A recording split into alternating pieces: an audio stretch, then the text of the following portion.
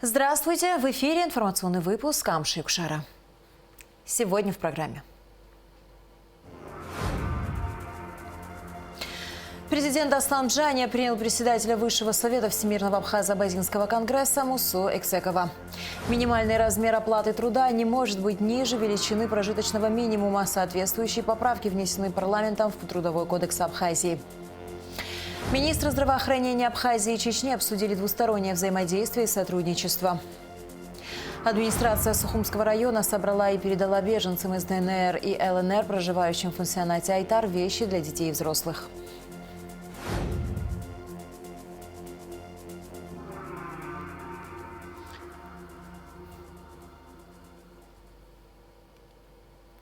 Президент Аслан Джания принял председателя Высшего совета Всемирного Абхазо-Абазинского конгресса Мусу Экзекова. Приветствуя гостя, Аслан Джания отметил, что высоко ценит работу, которую проводит ВАК во благо Абхазии. Муса Хабалевич также поблагодарил главу государства за прием. На встрече шла речь о проектах, осуществляемых конгрессом. Джания и Экзеков обсудили и ряд других вопросов. أخيبة بس دارة سيبرخيت حيبون بيشتي بتكرام تكتخيت يبح حشرة صوب حبخيش توبا وستوكا أحملات يد حلو نذكر عيش كارد شو حسس خودش проблема كرة صوب وبري أنبي وسبعنا قرسمو بخا أبرت الزارك وحرلا شوي جيرك عن حنيوي تحوبس سكويانا ريوسكو شرداب أدوني إجمايران Зны япшимкwa адгыла рахмата усква соулата цахцхи аллахва харлачу ярнс истакаб аре конгресс шата ауси шиша заголош шиша заголош аватква ахабар юасфернс истакаб напква богатая ауску харну естернс. Минимальный размер месячной заработной платы устанавливается Кабмином и не может быть ниже величины прожиточного минимума. Соответствующие поправки в окончательном чтении внесены в Трудовой кодекс Абхазии. Кроме того, внесены изменения в закон об оружии и в регламент парламента. На последнем заседании сессии Народного собрания 6-го созыва депутаты рассмотрели 12 вопросов повестки дня. Все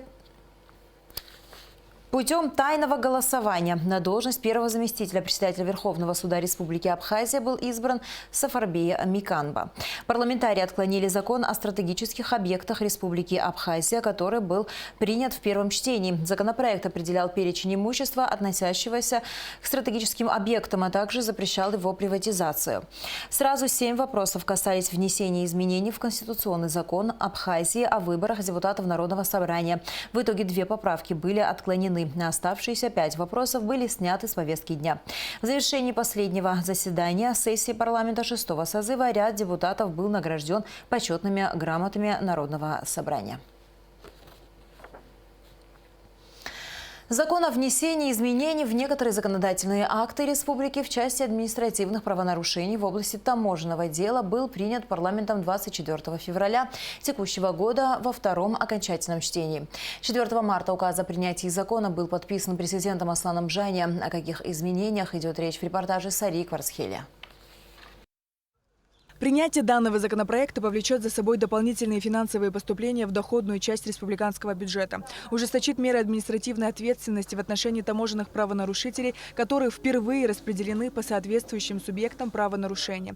То есть в отношении физических лиц одна мера воздействия – штраф меньше, в отношении индивидуальных предпринимателей и юридических лиц другая – штраф больше. Чаще всего предметом таможенных правонарушений являются акцизные товары – сигареты, алкоголь, цветные металлы, в частности медь, алюминий и аппараты для добычи криптовалюты. За отчетный период 2022 года табачной продукции было изъято около 149 528 штук. Аппаратов для извлечения криптовалюты за этот год было изъято 23 единицы. Комплектующие для аппаратов для извлечения криптовалюты 92 единицы. Цветной металл, медь около 1,5 тонны, алюминия около 100 килограмм. Все, что касается товаров на сумму до 250 тысяч, он находится как бы у нас в камерах хранения, под охраняем, под обеспечением. То, что касается выше 250 тысяч, то он попадает под санкции уголовно наказуемого деяния. Следовательно, он как вещдок передается в прокуратуру. Недовольные изъятием товаров люди часто обращаются не только в ГТК, но и в другие инстанции с просьбами воздействовать и решить данную проблему. По словам заместителя председателя таможенного комитета Зураба Ашуба, главная проблема возникает на границе при перемещении данной продукции незаконным путем. Призываю перестать ходить по инстанциям, пытаться вернуть данные товары, изъятые таможенными органами, потому что это бесполезное занятие. Я думаю, что прецедентов, по крайней мере, возвращения данных товаров с таможенного комитета не было. Я призываю вас не тратить ни наше время, ни ваши нервы. Наиболее часто совершаемые виды таможенных правонарушений – это первое – изменение, уничтожение, повреждение либо утрата средств идентификации по новому кодексу влечет наложение штрафа в размере от 10 до 50 МРОТ минимальных размеров оплаты труда. Второе – сокрытие от таможенного контроля товара влечет наложение штрафа в размере от 80 до 120% от стоимости товаров, являющихся непосредственными объектами правонарушений. Третье – недекларирование или недостоверное декларирование товаров и транспортных средств влечет наложение штрафа в размере от 100 до 150% от стоимости товаров, являющихся непосредственными объектами правонарушений. Неуведомление при ввозе товаров и транспортных средств о пересечении таможенной границы влечет наложение штрафа на физических лиц в размере от 5 до 20 МРОТ, на индивидуальных предпринимателей в размере от 30 до 50 МРОТ, на юридических лиц в размере от 100 до 200 МРОТ. Сария Кварацхеля, Тимур Гугохия, Абхазское телевидение. Эпидобстановку в стране обсудил с главным санитарным врачом республики Людмилой Скорик премьер-министр Александр Анкваб. Людмила Скорик доложила о заболеваемости и интенсивности вакцинирования в разрезе районов. Она подчеркнула, что уровень заболеваемости спал. Санитарный врач по-прежнему призывает проводить мероприятия по вакцинированию граждан в полном объеме. Александр Анкваб также обсуждалась возможность отмены ряда ограничительных мер, связанных с защитой населения от COVID-19. Анкваб поручил Людмиле Скорик подготовить аналитическую справку для членов Координационного штаба по защите населения от коронавирусной инфекции для принятия необходимых решений на следующем заседании. В Грозном состоялась встреча министров здравоохранения Абхазии и Чечни Эдуарда Будба и Идриса Байсултанова. Министры обсудили двустороннее взаимодействие и сотрудничество. В рамках встречи Идрис Байсултанов отметил, что окажет поддержку для поступления абхазских абитуриентов в медицинский институт Чеченского государственного университета. После встречи замминистра здравоохранения Чеченской республики Алам Гадаев ознакомил Эдуарда Будба с работой республиканской клинической больницы. Также Эдуард Будба обсудил с руководством больницы возможность консультации наших медиков с чеченскими коллегами для определения тактики лечения тяжелобольных пациентов.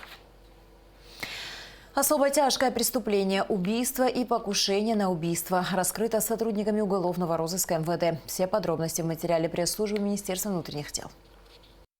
Особо тяжкое преступление, убийство и покушение на убийство оперативно раскрыто сотрудниками уголовного розыска МВД.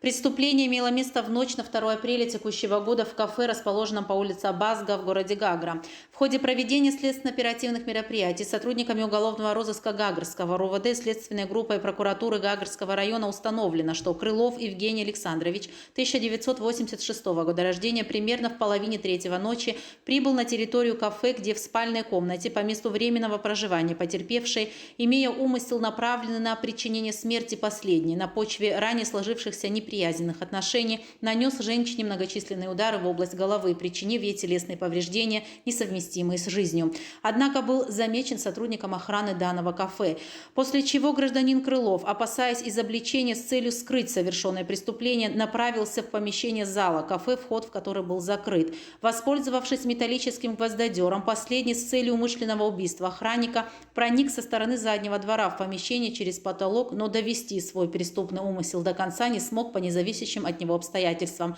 Охранник оказал физическое сопротивление нападавшему, нанеся Крылову телесные повреждения.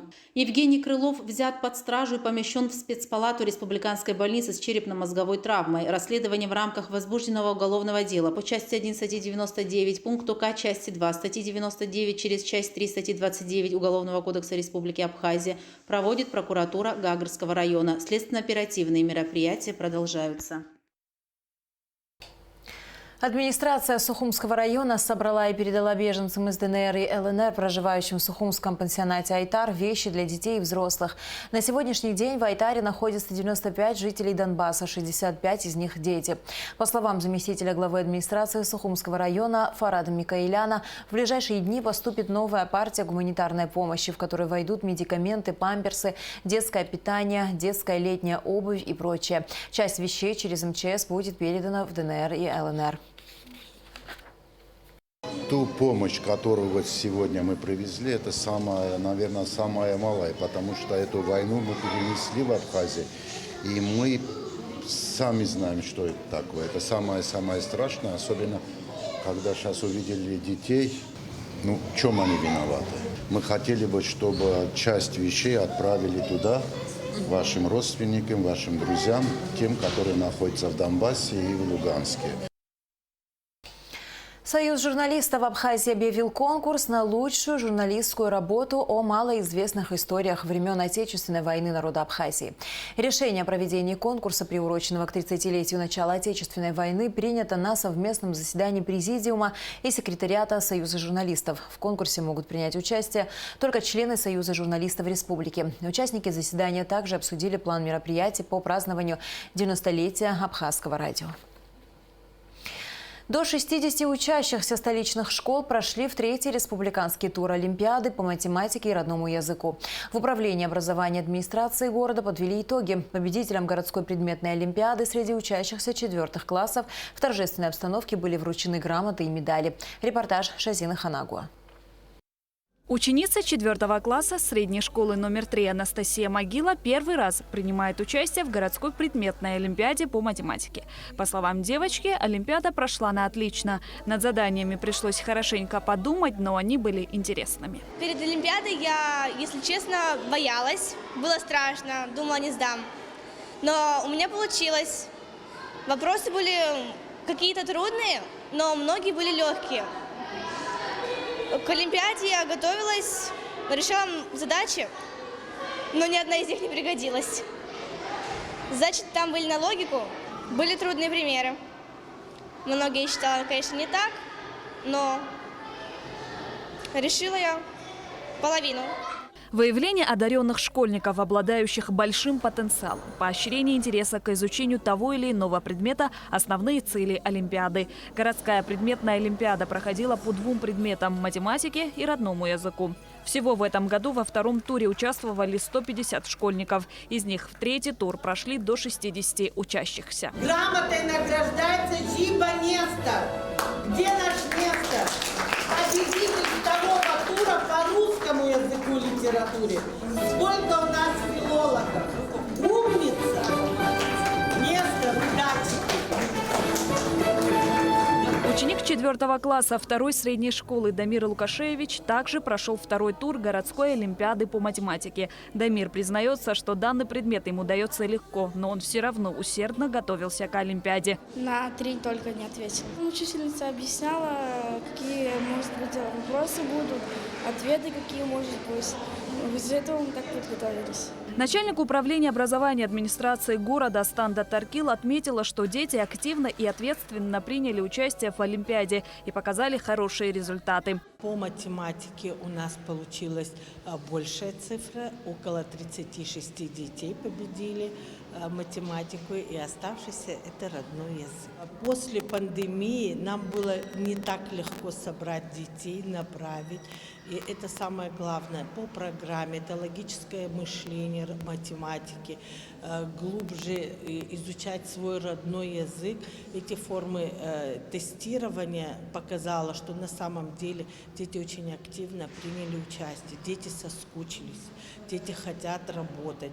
Среди участников Олимпиады есть и ставшие победителями по 2 предметам. Среди них учащийся 3-й средней школы Леон Бунеевич. Леон уже начал готовиться к республиканскому туру Олимпиады. В олимпиаде были и сложные задания, и легкие задания, и средние задания. Да, я там задания несколько не смог, но я справился. Я волновался, но не сильно.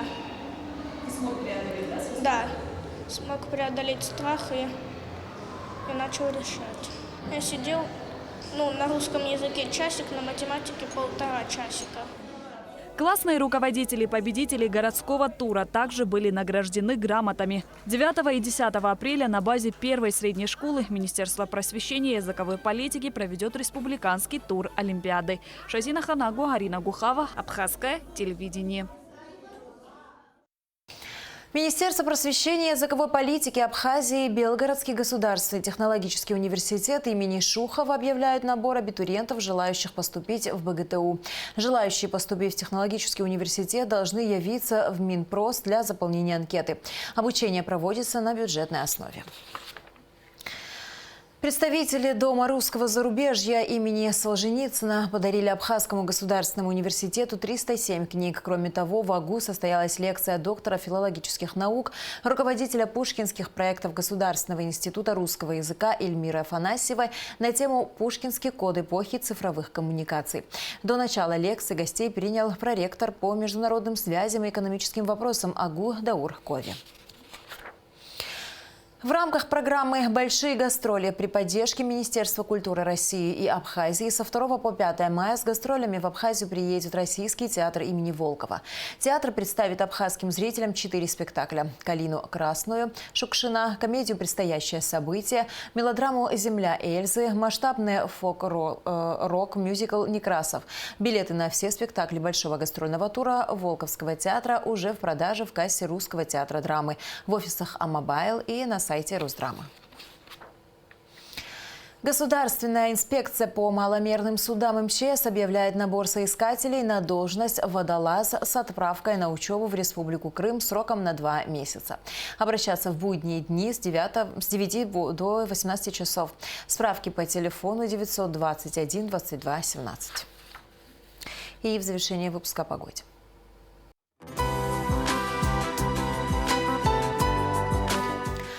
По сообщению Гидрометцентра, в среду 6 апреля на территории Абхазии ожидается облачная погода с прояснениями ночью и до полудня, временами дождь, местами туман. Температура воздуха ночью 5-10, днем 10-15 градусов, температура морской воды 9 градусов.